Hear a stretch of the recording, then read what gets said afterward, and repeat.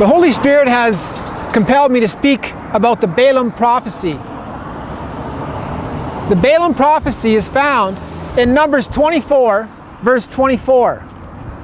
Reading out of the King James Bible, Numbers 24, verse 24.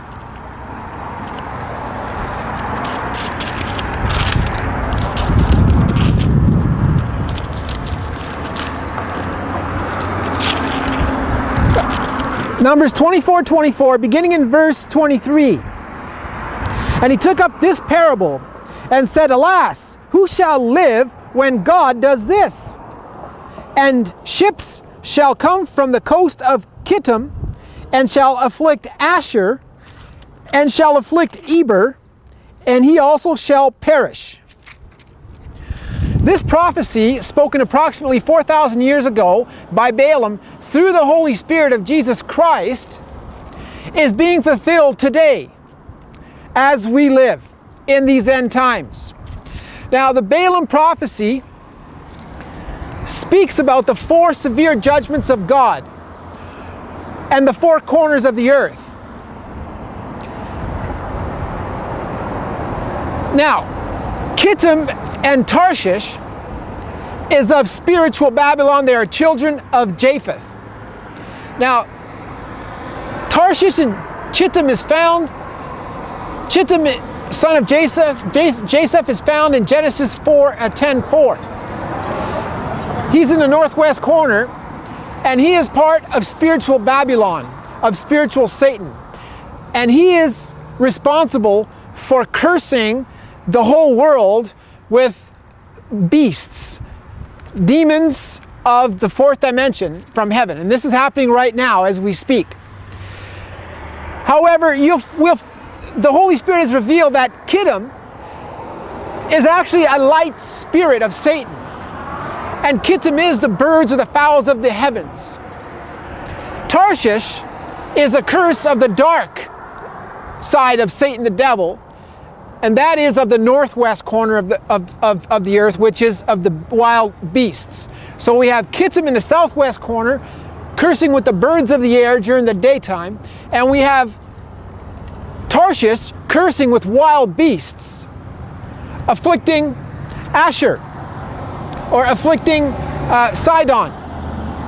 Now, this is found in 2 Samuel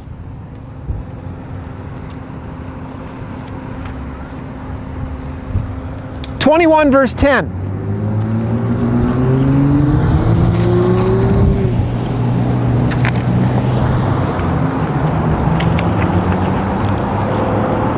Second Samuel 21, verse 10.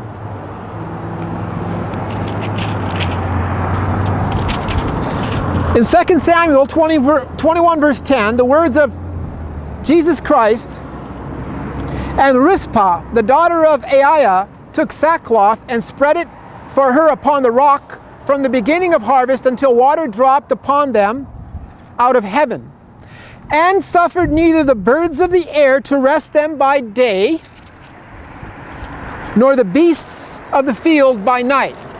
So here, the Bible elsewhere also verifies that the birds of the air are curses that are sent through the southwest corner of the earth, through the light spirit of Satan the devil. Now we know that Satan the devil is the god of this world, and Satan the devil appears as an angel of light.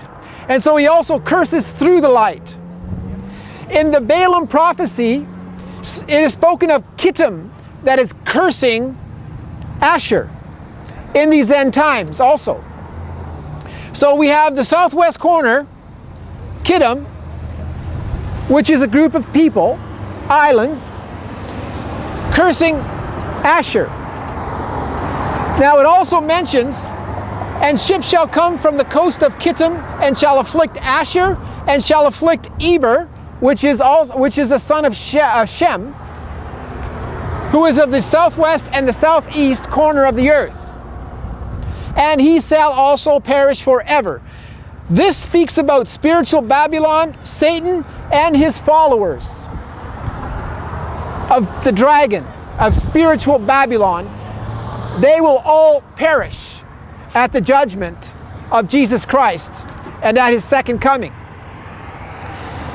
Now the four corners of the earth consist of 4 plagues. In the northwest corner, we have the wild beasts. In the northeast corner is the sword. In the southeast corner is famine. In the southwest corner is pestilence. The beasts are just like the sword and the famine and the pestilence, are both physical and spiritual. We have both physical and spiritual afflictions. Now, for example, in Jeremiah 8 verse 17, the Holy Spirit has compelled me to speak mostly about the spiritual curses.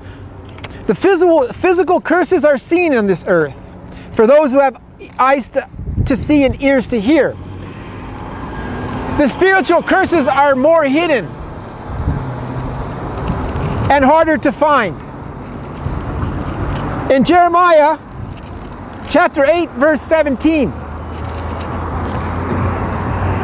for behold, I will send serpents, cockatrices among you, which will not be charmed, and they shall bite you, saith the Lord. So the wild beasts are serpents, the same one that was in Eden, that bit Adam and Eve and caused them to sin. And these will not be charmed. The reason why they cannot be charmed is because the children even of Jesus Christ, the Christians, or the Judaic Jews of the God of Israel, of the physical covenant, are not consecrated. Not like Paul was. You see, Paul was consecrated. He was a son of God. He was perfected in love. He saw visions that it was forbidden for any man to see. Visions that were never even written down in the Bible, that he never even mentioned. And through these visions is where Jesus Christ, the Spirit of God, provides with revelation. And this is when Jesus Christ uses you as a son of man. And this is where a man who has these visions seeks for more wisdom, because the faith is increased thereof. And of course, this is of a calling. And we are not to bury our denarius.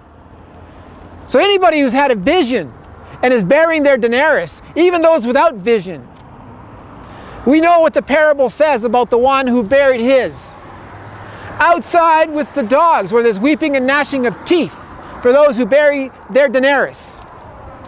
Now, Paul was stranded on the island after shipwreck with barbarians, and he was by the fire, and a viper came and bit him. And he held up his hand, and the viper was dangling there as witness to all the people. And they said, "Truly this man is cursed, and this man is going to die." As Paul shook off the viper, God was able to suppress the venom. God was able to heal Paul, because Paul was consecrated. He was a son of man, just as God called Ezekiel a son of man.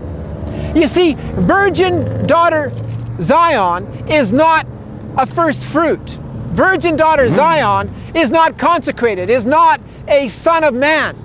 Virgin daughter Babylon and virgin daughter Zion both must become sons of men, sons of man, adopted of Jesus Christ and consecrated through the program of God of consecration, which is also mentioned in the Bible.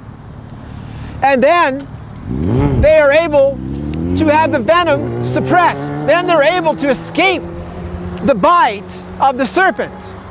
Now, this is the spiritual curse, and the way it afflicts is the exact same manner in which it afflicted King Nebuchadnezzar.